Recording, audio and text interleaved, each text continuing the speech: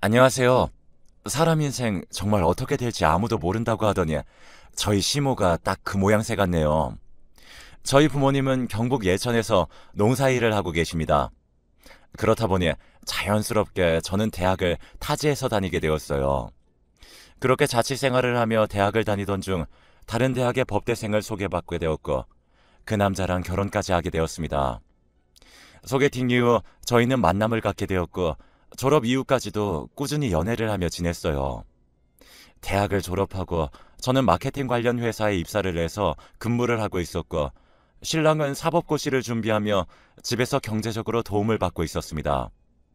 공부를 하는 남자친구를 위해 저는 주말이면 도시락을 싸서 근처 정자에 앉아 밥을 먹곤 했습니다. 오늘은 그냥 너랑 놀고 내일부터 다시 열심히 공부할까? 아니야. 난 이렇게 같이 밥 먹는 걸로도 좋아. 내가 오빠 공부하는데 방해되면 안 되지. 그렇게 시간을 보내고 돌아가는 길에 한 중년의 여자가 저를 부르더라고요. 아가씨, 잠깐 나 좀 볼 수 있어? 네? 무슨 일이세요? 나, 제 엄마 되는 사람인데 잠깐 얘기 좀 해. 아, 어머니 안녕하세요. 나는 아가씨 어머님이 될 생각이 없고 공부하는 우리 아들 앞길을 막지 말라고 말하려고 왔어. 공부해야 하는 애 불러내서 지금 뭐 하는 거예요? 나 한두 번 본 거 아니에요. 내 아들 인생 망치지 말고 아가씨 인생 살아요. 그렇게 시모와의 악연은 첫 만남부터였습니다. 그때 제가 헤어졌어야 했는데 저도 오래 만나다 보니 이런 일로 쉽사리 헤어질 수가 없더라고요. 연애를 한 시간이 아까웠고 이만한 사람이 또 없다는 어리숙한 마음 때문이었죠. 그 일이 있고 몇 달이 채 지나지 않아 저는 임신을 하게 되었습니다.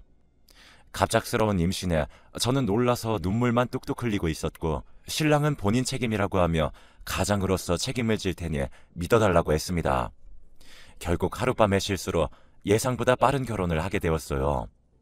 상견례를 하는 날에도 시모가 판검사될 아들 앞길 막는다며 네가 정말 잘해야 한다. 애 핑계대고 우리 아들 앞길 막을 생각하지도 마라. 너는 정말 복 받는 거다. 등등 저희 부모님이 듣기에 기분 나쁜 소리를 하는 바람에 한번 파투가 나기도 했습니다. 이후 신랑이 저희 부모님께 가서 몇 날 며칠 무릎을 꿇고 싹싹 빌어서 저희는 결혼을 하게 되었고요. 저희 부모님은 저보고 기죽지 말라고 하며 수도권에 전세를 두고 있던 집을 저희에게 내어주었습니다. 명의를 내어준 건 아니지만 저희는 당장 급하게 들어가서 살 수 있는 집이 있다는 것에 감사했습니다. 배가 더 불러오기 전에 결혼을 해야 해서 번갯불에 콩 볶듯 결혼을 해서 그 과정에서의 다툼은 잘 생각도 안 나네요. 제가 결혼 자금으로 모아둔 돈이 있긴 했지만 입사 2년 만에 결혼을 하게 되어서 그 금액이 크지 않았어요. 그래서 빠듯하게 아껴서 살림을 지내고 있었고 신랑도 이러한 경제 사정을 알고 있다 보니 자연스럽게 나가서 아르바이트를 하기 시작했어요. 아기를 낳기 전에는 그나마 괜찮았는데 아기를 낳고 나니 정말로 분유값을 벌러 나간다, 기저귀 값을 벌러 나간다 이런 말이 실감이 나더라고요. 그래도 본인 손주는 예쁘다고 시모는 가끔 집에 와서 아기를 보곤 했습니다. 맨날 돈 없다고 돈돈거리지 말고 분유 같은 거 말고 모유 먹여. 그래야 면역력도 좋고 경제적으로 좋잖니. 저도 그러고 싶은데 제가 모유가 잘 안 나와서 어쩔 수 없네요. 넌 어떻게 애가 멀쩡한 구석이 하나도 없니? 그래도 요즘엔 분유에도 영양성분이 많아서 괜찮다고 하더라고요, 어머니. 재아, 시험 준비는 잘 돼가냐? 네, 매일 공부하고 있어요. 감시라도 하듯 시모는 늘 신랑이 공부를 하고 있는지 물어보았고 저희는 암묵적으로 신랑이 아르바이트를 하는 걸 비밀로 했습니다. 그렇게 시간만 흘러갔고 1년 정도 지나서는 남편도 공부보다 돈을 벌어야 할 때인 것 같다고 하며 작은 회사에 들어가서 일을 시작했어요. 시부는 당연한 선택이라며 신랑의 편을 들어줬지만 시모는 이런 시간들이 다 투자라고 하면서 극구 말리던 모습이 눈에 선하네요. 그렇게 2년이라는 시간이 흘렀습니다. 아이가 어린이집에 다니기 시작하면서 저도 다시 일을 하러 다니기 시작했어요. 일도 하다 보니 그나마 생활에 조금 여유가 생기기는 했고 가까이 사는 시댁에 주말이면 과일이나 고기를 사서 저녁도 같이 먹었습니다. 제가 시부모님께 할 수 있는 최선의 애교이자 저 나름대로의 노력을 하며 지냈던 시간이었어요. 그해 신랑의 남동생이 결혼을 하게 되었습니다. 도련님은 대기업 연구직으로서 있으면서 벌이도 안정적이고 성격도 엄청 서글서글했어요. 그런 도련님의 결혼 소식에 저도 축하를 했고 저에게 동서가 될 도련님의 여자친구가 시댁으로 인사를 하러 왔습니다. 도련님이 여자친구에 대해서 이렇다 저렇다 말을 하지 않아서 시부모님도 아는 정보가 없는 상태였고 역시나 면접 같은 식사 자리가 이어졌습니다. 부모님은 뭐 하세요? 그냥 시골에서 지내세요. 형제는 어떻게 돼요? 여자가 많은 집은 시끄럽다던데. 저랑 여동생 둘뿐이에요. 근데 우리 아들보다 나이가 많은데 혹시 애 잡고 그런 거 아니죠? 네? 아니요. 전혀 그런 거 없어요. 시모는 예비 며느리에게 못마땅하다는 듯이 킥킥거리며 이야기를 하다가 도련님이 예의 차려달란 한마디에 표정이 싹 바뀌더군요. 그러면서 우리 며느리 하는 그 꼴이 얼마나 웃기던지. 그러면서 저를 마치 시녀 부리듯이 음료 가져와라, 선물로 들어온 꽃빵 챙겨와라 등등 동서가 될 사람 앞에서 저에게 계속 일을 시켰어요. 바보 같은 신랑도 옆에서 의사면 이제 아파도 아무 걱정 없겠다고 좋아하고 정말 저만 빼고 다 행복해 보였어요. 그리고 얼마 뒤에 도련님은 결혼을 하게 되었습니다. 결혼 후 첫 명절이 되었고 저는 언제나처럼 회사에 연차까지 내고 명절을 준비하러 갔어요. 그런데 당연히 와 있을 줄 알았던 동서가 도착을 안 했길래 저는 시무에게 전화를 해보겠다고 했더니 바쁜 애한테 전화하지 말라고 하시더라고요. 동서가 대학병원의 의사라도 되면 저도 그렇게 생각을 했을 텐데 개인 병원에서 페이닥터로 일을 하고 있었거든요. 그리고 심지어 그 병원이 동네라서 명절 연휴 내내 휴진을 하고 있는 걸 알고 있었거든요. 그런데도 오지 않는 것이었습니다. 저는 회사의 특성상 당직이 있고 그 해에 제가 명절 전날 당직에 걸리는 바람에 연차를 쓰고 시댁에 가게 된 거고요. 어머님, 저는 원래 오늘 회사 가는 날인데 온 거예요. 동서는 쉬는 날이니까 당연히 와야죠. 너 같은 애랑 걔가 갔니? 그리고 첫 명절부터 애 잡겠다는 거야 뭐야? 너는 맏며느리 아니니? 나중에 이 살림 다 네가 해야 하는데. 그럼 다음 명절부터는 동서도 오는 거죠? 그때 상황에 맞게 하는 거지. 하기 싫으면 너도 그냥 가라. 나 혼자 할 테니. 그런 말은 아니고요. 일하기 전에 달달하게 믹스커피 한잔 하고 할까요? 1년 동안 시모의 비위를 맞추다 보니 나름대로 요령이 생겨서 믹스커피를 한 잔씩 하고 일을 시작했습니다. 일을 마치고 보니 동서가 저에게 문자로 몸이 좋지 않아 못 갔다고 미안하다는 연락이 와 있더군요. 그 문자를 보는데 괜히 저만 나쁜 사람이 된 것 같아서 그러냐고 하며 넘겼고 명절 당일에 동서의 얼굴을 보니 아팠다는 말은 거짓이 아닌 것 같았습니다. 명절까지 잘 마치고 나서 저는 친정집으로 갔고 오랜만에 가족들과 즐거운 시간을 보냈죠. 명절이 지나고 며칠이 지난 후 동서가 연락이 와서 그날 일을 돕지 못해 미안하다며 밥이라도 함께 사겠다고 했고 저희는 그렇게 함께 밥을 먹게 되었습니다. 형님, 혼자 일하느라 고생 많으셨죠? 제가 요즘 몸이 통 안 좋았어요. 다음번에 꼭 같이 해요. 아프면 어쩔 수 없는 거지. 첫 명절 보내보니 어때요? 어머님, 아버님도 다 너무 잘해주셔서 어려울 것도 없었어요. 저는 형님만 잘 따라하려고요. 의사 동서는 나이도 저보다 많으면서 저에게 얼마나 살갑게 굴던지 참 미워할 수가 없더라고요.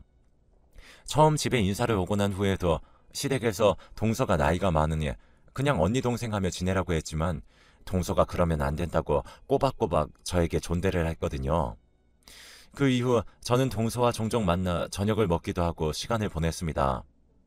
타 지역에서 결혼하고 아이 낳느라 경력 단절되고 새로운 직장도 들어간 지 오래지 않다 보니 친구라고 할 만한 사람이 없었는데 그런 저에게 동선 큰 의미였어요. 그렇게 몇 달이라는 시간이 흘렀고 늦게 퇴근하는 저와 저녁을 먹기로 약속한 동서는 저를 데리러 왔습니다. 빵빵! 회사 앞에 검은색 번쩍번쩍한 벤츠차가 보였고 창문을 내리며 동서가 저를 향해 인사를 하더군요. 역시 의사는 다르네. 동서 찾았어요.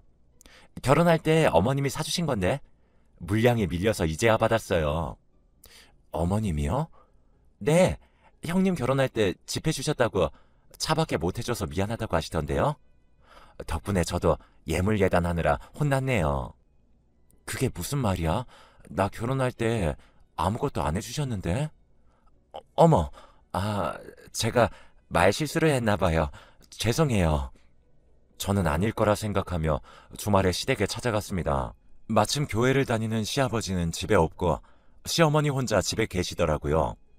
시어머니는 저를 보자마자 화색을 하면서 들어오라고 했어요. 너 마침 잘 왔다. 안 그래도 어제 저녁부터 허리가 안 좋아서 설거지를 통 못했는데 온 김에 설거지 좀 해줘. 어머님, 저 할 말이 있어서 온 거예요. 무슨 말을 하려고 시어머니 앞에서 인상을 써? 어머님, 동서한테만 차 사주셨어요? 네가 그걸 어떻게 알았냐? 그래, 내가 사줬다. 저 결혼할 때는 한 푼도 안 주시더니 어떻게 사람을 이렇게 차별하세요? 아니, 의사 선생님이 버스 타고 출근하는 게 말이 된다고 생각하니? 앞으로 우리 아들 잘 부탁한다고 투자한 거야. 그럼 저는요, 1시간 반씩 꼬박 버스 타고 다니는 저는 왜 안 사주세요? 내가 차 사주면 뭐하니? 그 유지비는 어떻게 감당하려고? 너처럼 천한 것들은 버스도 감지덕지야. 그 말을 듣고 너무 화가 난 저는 아무 말도 하지 않은 채 집으로 돌아갔고 마침 집에 있는 신랑을 보고 울음을 터뜨렸습니다. 저도 그 당시에 제가 왜 그랬는지 모르겠지만 시모와 신랑의 사이가 멀어지면 지금보다 나을 거란 생각을 했던 것도 같아요. 동서만 차를 사준 걸로 서운하다고 이야기를 했더니 시모가 머리채를 잡고 흔들었고 시모가 너무 무서워서 더는 시댁에 못 가겠다고 저는 그렇게 말을 해버렸어요.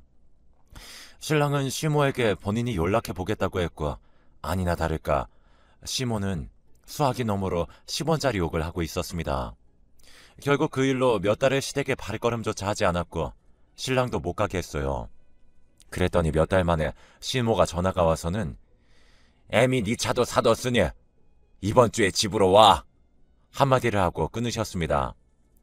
사실 벤츠 같은 걸 기대한 건 아니지만 그래도 국산차 정도는 사주셨겠거니 생각을 했는데 아니 웬 장애인용 LPG 중고차를 사뒀더라고요.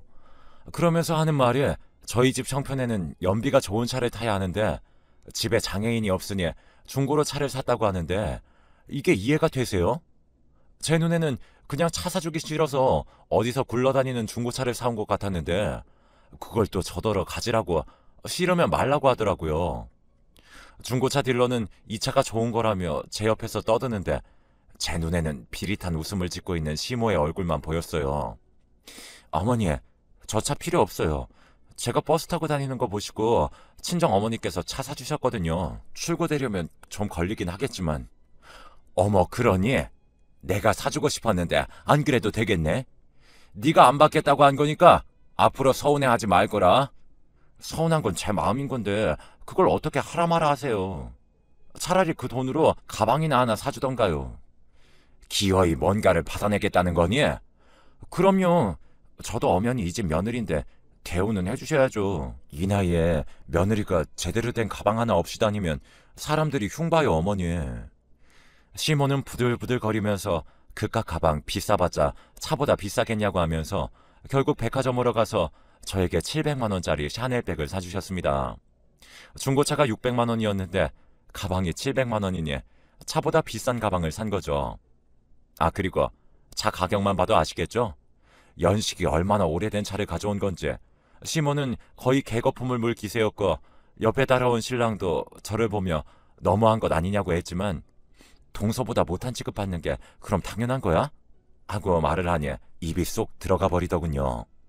그리고 얼마 뒤에 저는 친정 부모님이 사주신 그랜저 차량을 타고 시댁에 가게 되었습니다. 시모는 제 차를 보더니 아반떼를 타고 다니는 신랑의 차보다 크고 좋으니까 둘이 차를 바꿔 타라고 하기 시작하더군요. 차를 자랑하러 갔다가 되려 차를 뺏길 위기였어요.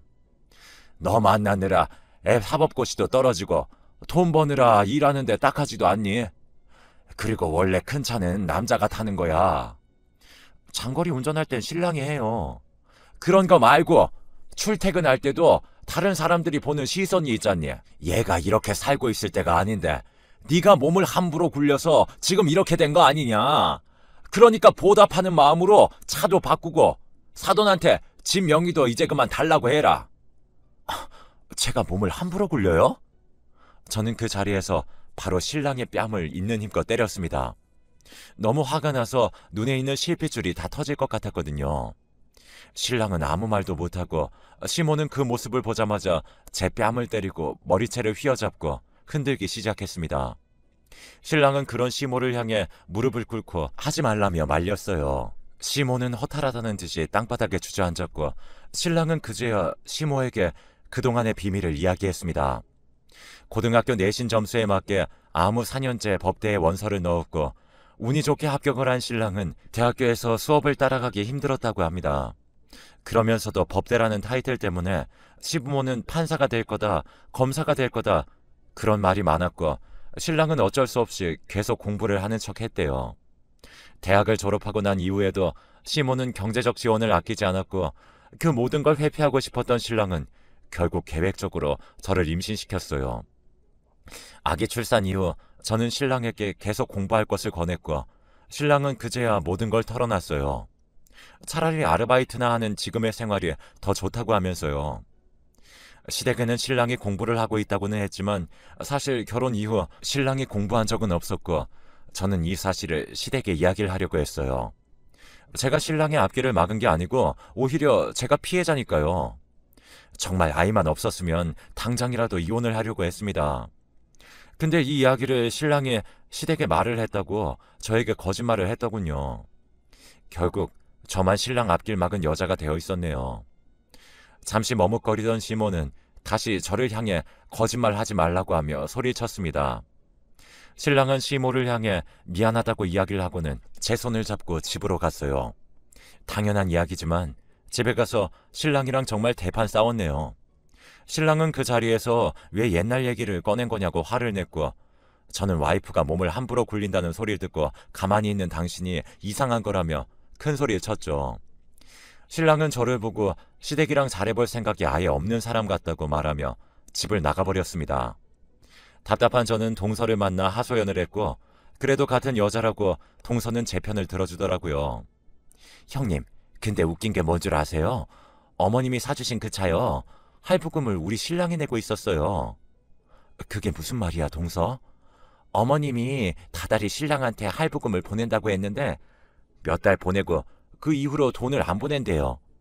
아, 진짜? 그렇게 몇 달 내놓고 결혼할 때 저한테 그렇게 많이 뜯어가신 건가 좀 배신감 들기도 해요. 아, 미안해, 동서. 와, 어머님 참 한결같으시네. 다행히 경제적으로 여유가 있는 동선에는 차 할부금을 내고 있다고 했습니다. 시모가 처음 동서가 들어왔을 때 경제적으로 시댁에 지원을 많이 해줄 거라 생각했는데 뭐 저희랑 용돈도 같은 금액을 드리고 뭔가 할 때마다 똑부러지게 일을 처리해버리니까 마음에 안 들었는지 할부금을 아예 안 내기 시작했다고 하더군요. 특히 도련님은 성격이 신랑처럼 우유부단하지 못해서 그런 부분이 칼이었고 동서를 잘 싸고 도니까 뭐라고 할 틈도 없었을 거예요. 결국 어리숙한 신랑이랑 결혼한 저한테만 계속 괴롭히고 있었던 거죠. 신랑은 그렇게 집을 나갔고 4일 만에 집으로 돌아왔습니다. 아이도 아빠를 찾고 저도 걱정이 되어서 끈질기게 연락을 했어요. 시모에게 가서 사과를 하라는 조건으로 신랑은 집으로 돌아왔고 저는 어쩔 수 없이 시모를 찾아가 사과를 했습니다. 그래도 부모가 보는 앞에서 자식을 때린 건 제가 생각해도 너무 우발적이었거든요. 시모도 큰일을 겪어서 그런지 저에게 그동안 미안했다며 사과를 했고 저는 저희 사이의 모든 일이 이대로 끝이 날 거라고 생각을 했습니다. 딱 여기까지만요. 한 2년 정도는 무탈하게 잘 지냈던 것 같아요. 적당히 선을 지키면서 그럭저럭 말이죠. 그런데 최근 다시 시모가 저에게 시비를 걸기 시작했고 시모뿐만이 아니라 신랑까지도 저를 무시하며 다른 사람처럼 행동을 하더군요. 그 이유도 몰라서 저는 어리둥절할 뿐이었죠. 제가 생각하는 이유는 이번 설날을 앞두고 제가 빙판길에 미끄러져서 손목인대가 늘어나서 반깁스를 하고 있었습니다.